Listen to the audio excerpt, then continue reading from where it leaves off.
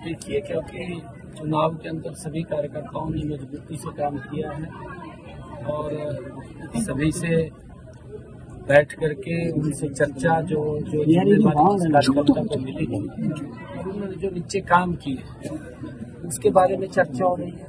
कहाँ कार्यकर्ताओं ने जो अच्छे भी काम किए हैं, सभी कार्यकर्ता मजबूती से लगे रहे हैं, यहाँ गर्मी में लगे रहे हैं। तीसरी बार बड़े मैंडेट के साथ ये कार्यकर्ताओं के दम के ऊपर ही सरकार आई है।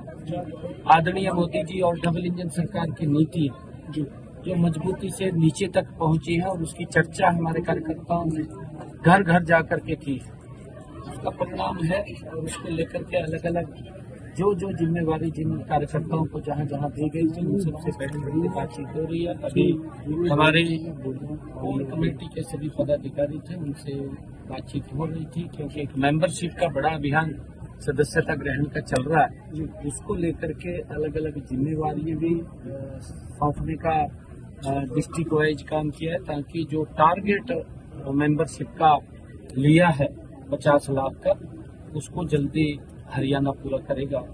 और उसको लेकर के सारी योजना रणनीति वो बनी, चर्चा हुई है।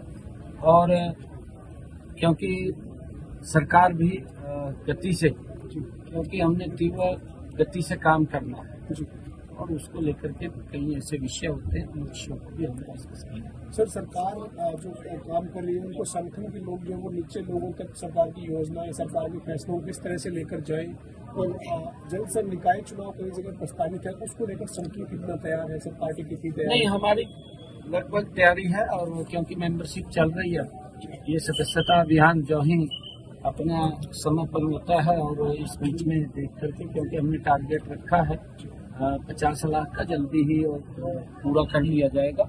और इसको तीव्र गति से हम करेंगे, क्योंकि चुनाव कराने हैं, चुनाव जल्दी ही हम वो हों, इसके लिए हम कैप्टन अजय यादव कह रहे थे सर आज चंडीगढ़ में प्रेस कॉन्फ्रेंस करी कि 26 नवंबर से 26 जनवरी तक राहुल गांधी एक बार फिर से भारत जागरण अभियान, जोड़ो अभियान जो पहले था उनका भारत जोड़ो अभियान, उसको लेकर आगे बढ़ेंगे।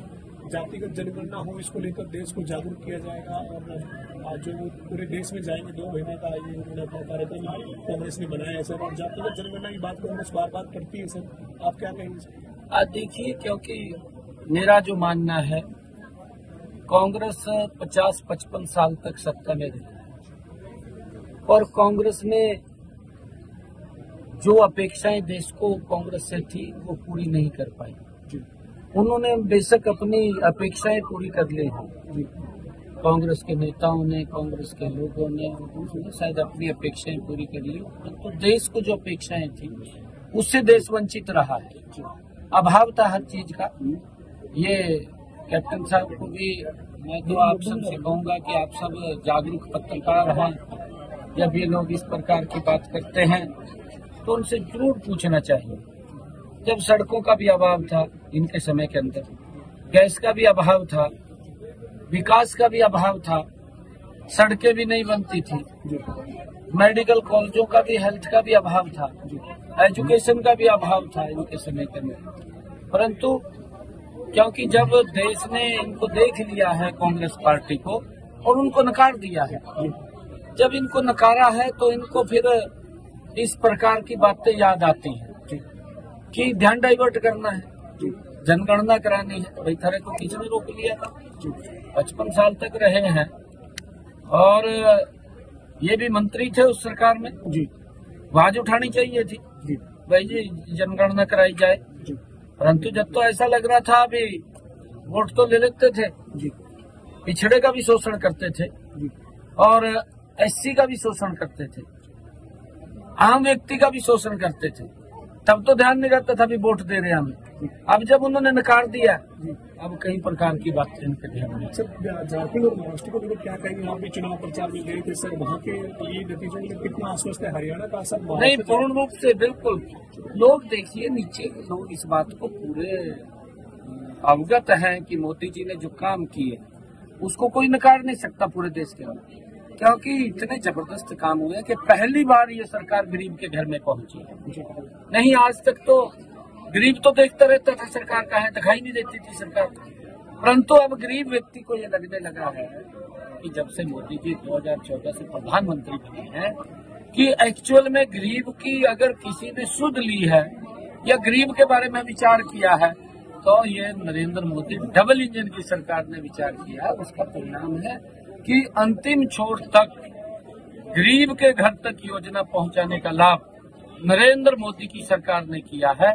जहां स्टेट के अंदर डबल इंजन की सरकार नहीं है, किसी अन्य दल की सरकार है, वो तो वहां के लोगों को भी उन सुविधाओं से वंचित रखते हैं जो सुविधाएं नरेंद्र मोदी की दी है। उसका उदाहरण है, आप पश्चिम बंगाल में देखिए, पंजाब हमारे पड़ोस में है, आप देखिए पंजाब के अंदर भी बहुत सारी योजनाएं वो नहीं मिल पा रही लोगों को, लोग उससे वंचित हैं और ये लोग अपनी राजनीति को घुमाते रहते हैं, वोट लेते रहते हैं। कई योजनाएं तो हिमाचल के अंदर भी, क्योंकि वायदे तो करे हैं कांग्रेस ने, वायदे तो किसी ने रोका नहीं, परंतु पूरे नहीं किए, वायदे करके वोट ले लिया और फिर उनका शोषण करा।